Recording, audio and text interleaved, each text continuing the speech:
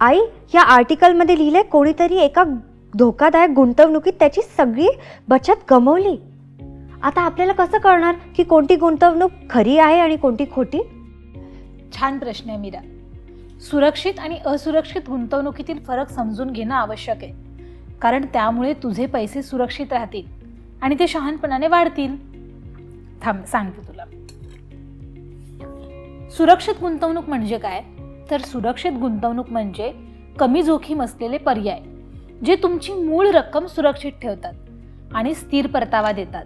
उदाहरणार्थ मुदत ठेव म्हणजे FD, बँकेद्वारा ऑफर केलेली खात्रीशीर परतावा योजना, सार्वजनिक भविष्य निर्वाह निधी म्हणजे PPF, कर लाभांसह सरकारी बचत योजना, शासन रोखे, निधी उभारण्यासाठी सरकारने जारी केलेले सुरक्षित रोखे, राष्ट्रीय बचत प्रमाणपत्र, निश्चित उत्पन्न गुंतवणूक योजना ज्यात हमी परतावा मिळतो. याची वैशिष्ट्ये काय आहेत? तर कमी जोखीम, स्थिर परतावा, विश्वासार्ह संस्थांकडून नियमन. असुरक्षित गुंतवणूक म्हणजे काय? तर असुरक्षित गुंतवणूक म्हणजे उच्च जोखीम असलेले पर्याय जिथे पैसे गमावण्याची शक्यता जास्त असते. उदाहरणार्थ पॉन्झी योजना, व्यवसाय मॉडेल नसलेल्या फसवणूक योजनांद्वारे उच्च परताव्याचे आश्वासन. अनियमित क्रिप्टोकरन्सी गुंतवणूक, उच्च अस्थिरता आणि नियमांचा अभाव, यामुळे ती धोकादायक ठरते. पेनी स्टॉक्स म्हणजे लहान कंपन्यांचे अत्यंत कमी किमतीचे शेअर्स ज्यांच्या वाढीचा अंदाज लावताच येत नाही.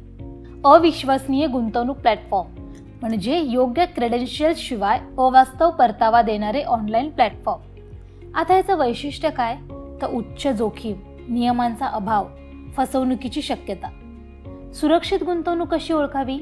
तर विश्वासार्ह प्राधिकरणांकडून नियमन, सेबी, RBI किंवा सरकारद्वारे नियमन केलेली गुंतवणूक शोधायची.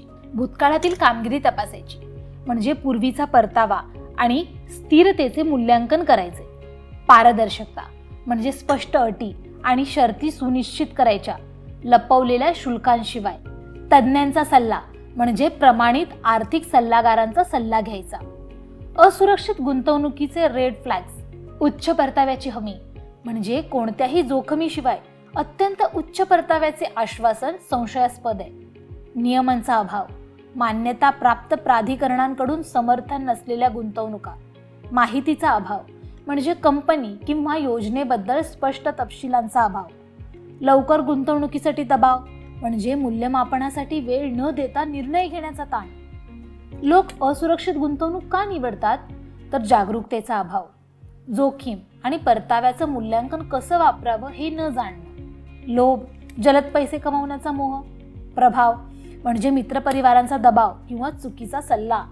अति आत्मविश्वास म्हणजे पुरेशी माहिती नसताना बाजारपेठेला पराभूत करण्याच्या क्षमतेवर विश्वास. धन्यवाद आई, आता मला सुरक्षित आणि असुरक्षित गुंतवणूक कशी ओळखायची हे समजलंय. छान मीरा. गुंतवणुकीपूर्वी नेहमी सखोल संशोधन कर आणि अतिशय चांगल्या वाटणाऱ्या योजना टाळ. धन्यवाद आई, मी माझ्या बचतीसाठी PPF आणि FDचा वापर करेन.